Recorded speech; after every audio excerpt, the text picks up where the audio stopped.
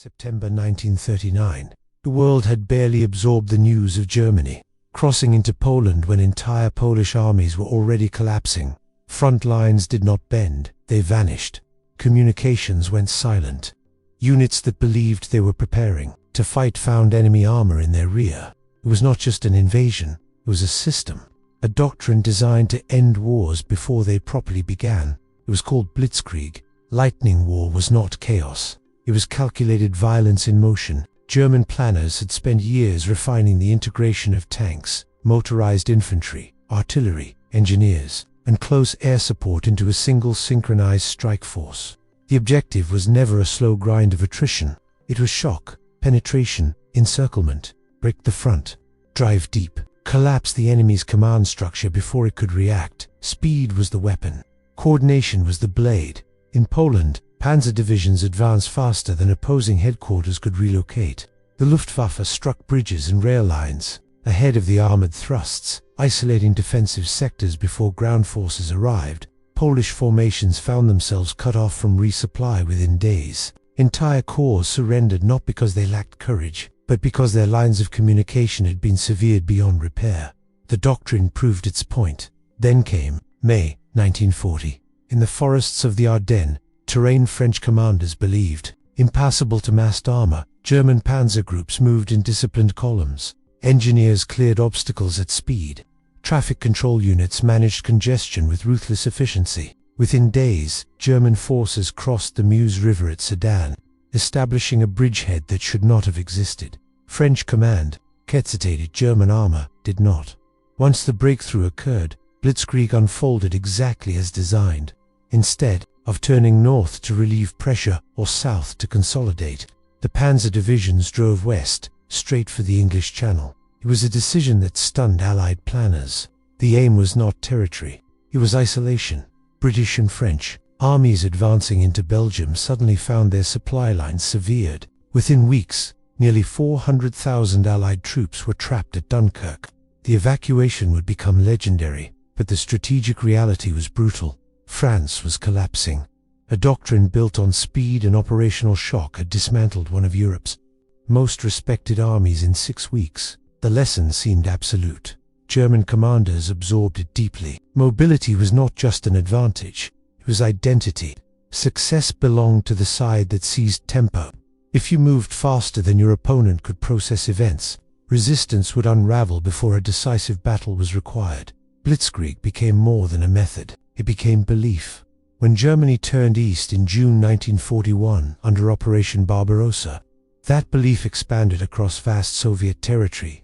Panzer groups under Guderian Hoth and Hoffner surged forward in sweeping arcs, encircling Red Army formations. In massive pockets at Minsk, Smolensk, and Kiev, hundreds of thousands of Soviet troops were captured in weeks. Entire fronts disintegrated. The numbers reinforced confidence. Encirclement was proof of superiority. Shock was validation.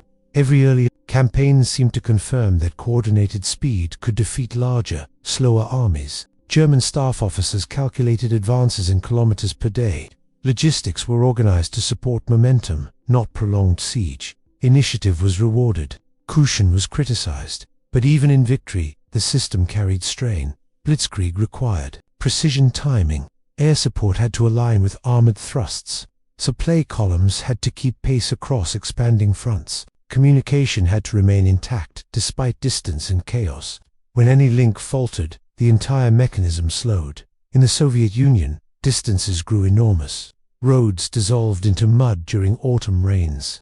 Fuel consumption outpaced delivery. Mechanical breakdowns increased. Soviet resistance stiffened. Yet the belief endured. If tempo could be restored, success would follow. That faith shaped German strategic thinking for years. Attrition was viewed as a trap. Static defense as surrender. German officers preferred maneuver even when resources dwindled. The idea of conceding initiative ran against institutional instinct. Mobility was assumed to solve problems that numbers could not. By 1943 and 1944, however, the battlefield had changed. The Red Army learned. It adapted deep battle tactics, integrating armor, artillery, and air power on a scale Germany could no longer match. Western Allied forces developed their own operational doctrines, emphasizing coordination and supply depth. German industry struggled under relentless bombing. Fuel shortages became chronic. Replacement crews lacked the training of earlier veterans. Still, many commanders clung to the doctrine that had once delivered lightning victories. They trusted that rapid counterattacks, localized armored thrusts, and aggressive maneuver could stabilize collapsing fronts. Even as defensive lines hardened across Europe, the mindset remained rooted in motion. Few imagined the possibility that Blitzkrieg's core principles could be reversed. Yet war is adaptive. The same logic that allowed Germany to dislocate opponents could, under different conditions, be turned inward. Shock could be imposed from the other side. Encirclement could trap German formations instead of Allied ones. Speed, once Germany's defining strength, he'd become vulnerability if supply and coordination faltered. By late 1944, as Allied forces pushed through France and the Red Army advanced relentlessly from the east, Germany no longer controlled tempo. Its armored divisions were depleted. Fuel was rationed to critical sectors.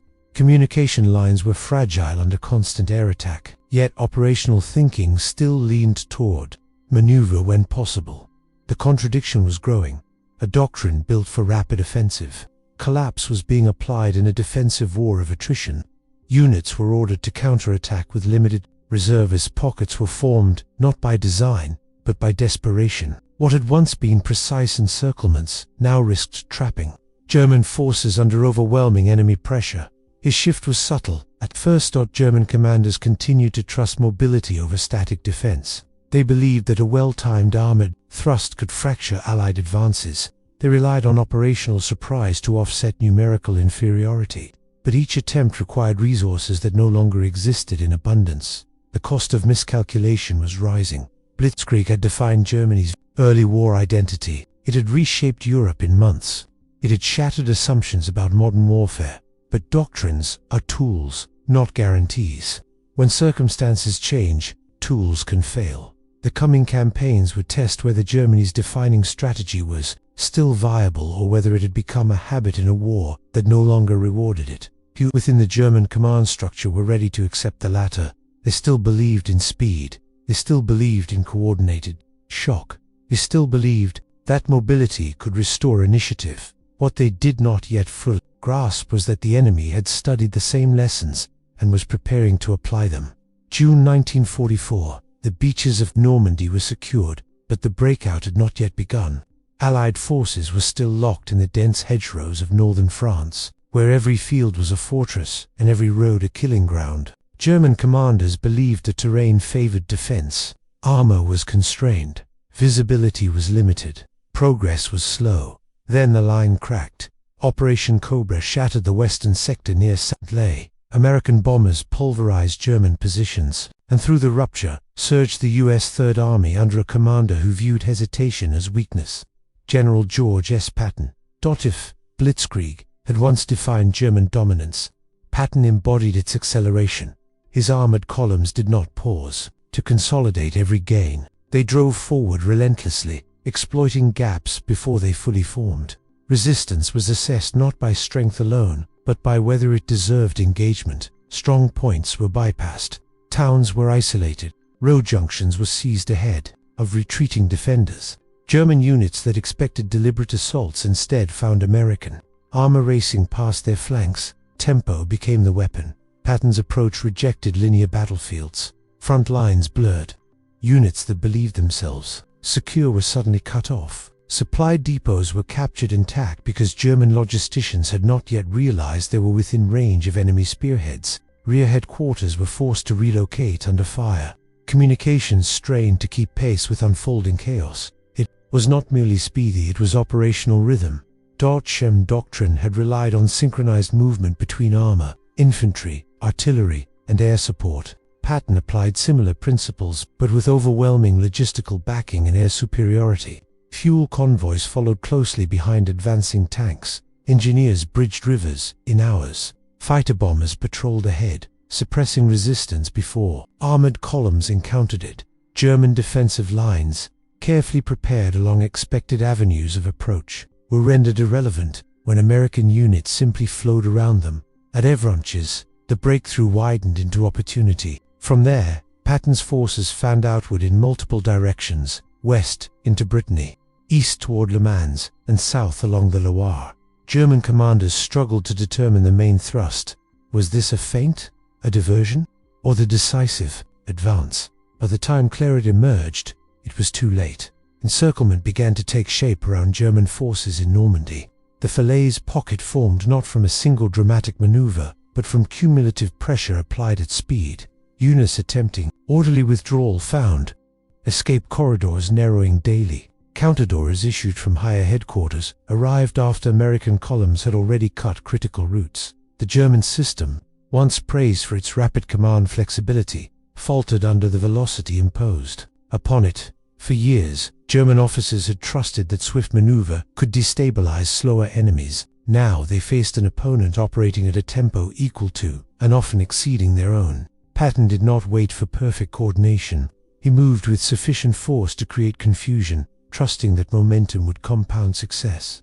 The psychological effect was profound. German soldiers on the ground often reported the same pattern. American tanks appearing unexpectedly from secondary roads, columns advancing beyond anticipated limits, artillery shifting forward within hours. Defensive planning cycles could not keep pace. Situational awareness degraded rapidly. Local commanders were forced to improvise without reliable support. The battlefield rhythm had shifted. By late summer 1944, Allied forces were racing across France. Paris was liberated. German formations retreated toward the Seine and beyond. Attempts to establish stable defensive lines were repeatedly undermined by American thrusts that bypassed prepared positions and struck at operational depth. For the first time in the war, German units experienced what their own opponents had endured in 1939 and 1940, the sensation of events accelerating beyond control. Orders lagged behind reality. Supply routes became liabilities. Rear areas became front lines. Patton's acceleration of maneuver was not flawless. Rapid advances strained Allied logistics. Fuel shortages would later slow operations. Coordination sometimes faltered across expanding fronts. But the central effect remained clear. The initiative had decisively shifted. German commanders attempted countermeasures.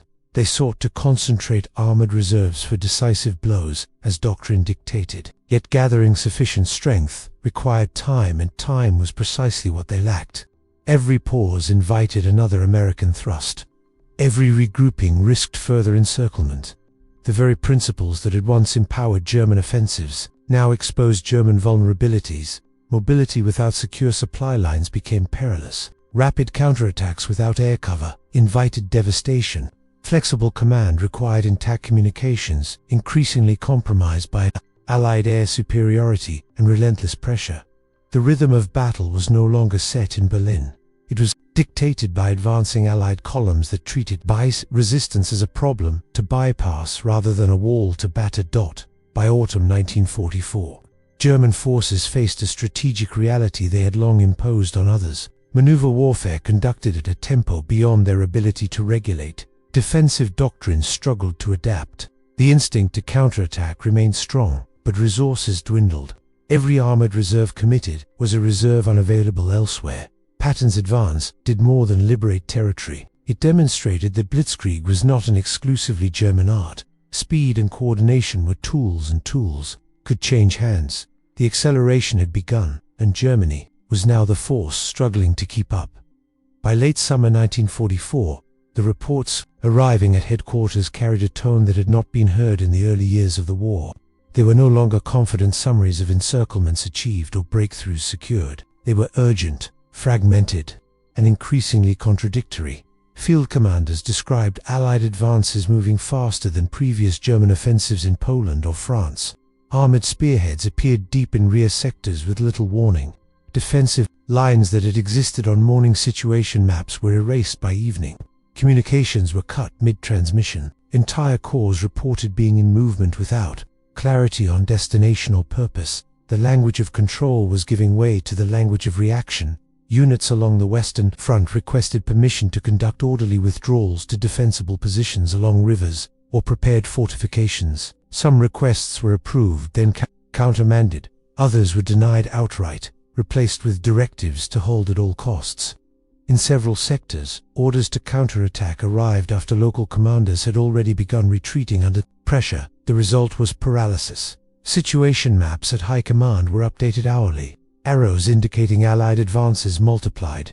Colored pins marking German divisions shifted constantly, sometimes based on outdated information. By the time revised maps were printed and distributed, they no longer reflected the battlefield. Staff officers struggled to distinguish confirmed breakthroughs from rumors. Tempo had become distortion. For years, German operational doctrine had emphasized rapid decision-making and decentralized initiative. Yet by 1944, the political and military leadership increasingly centralized authority. Permission was required for movements that earlier in the war would have been executed at divisional or corps level. As a result, local flexibility diminished precisely when it was most needed. Senior officers faced a psychological dilemma. Blitzkrieg had been founded on the belief that speed could impose clarity. That rapid maneuver would disorient the enemy while preserving one's own coherence. Now the reverse was unfolding.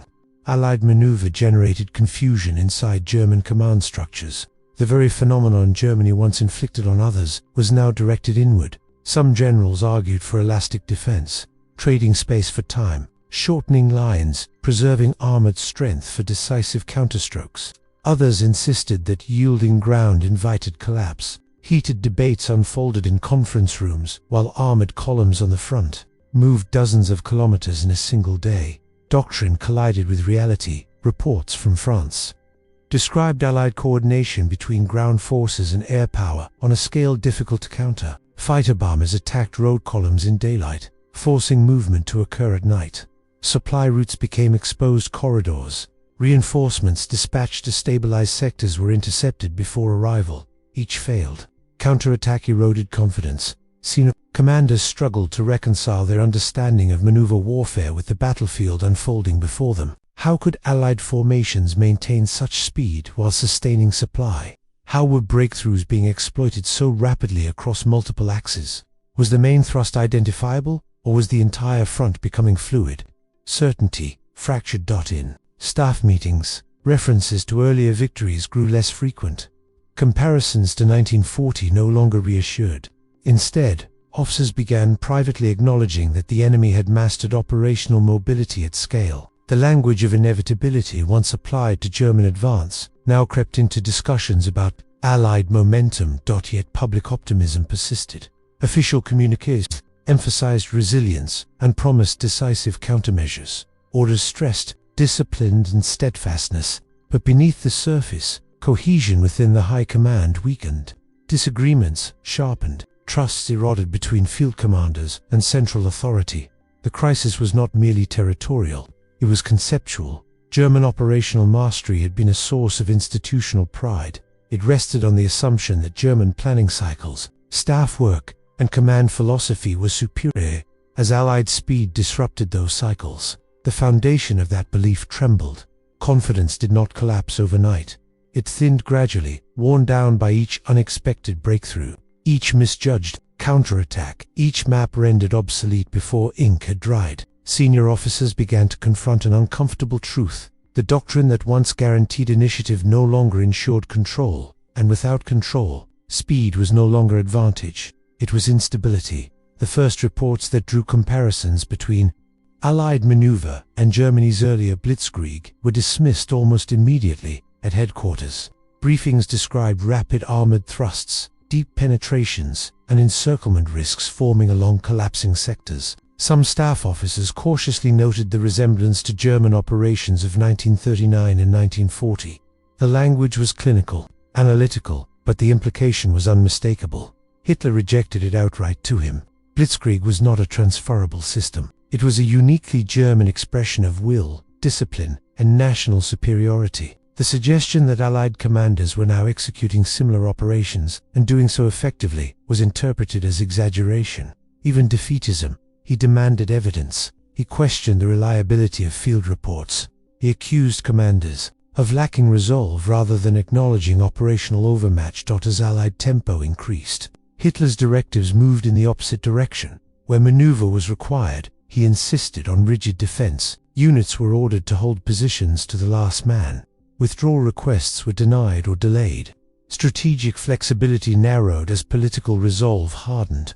Defensive lines were declared fortresses regardless of their tactical viability. The result was a widening gap between battlefield reality and high command expectation. Field commanders understood the danger of static resistance against a mobile enemy with air superiority. They requested authority to conduct elastic defense, to trade ground for time, regroup, and counterattack under more favorable conditions. Instead, they were ordered to stand fast in exposed positions. Encirclements followed.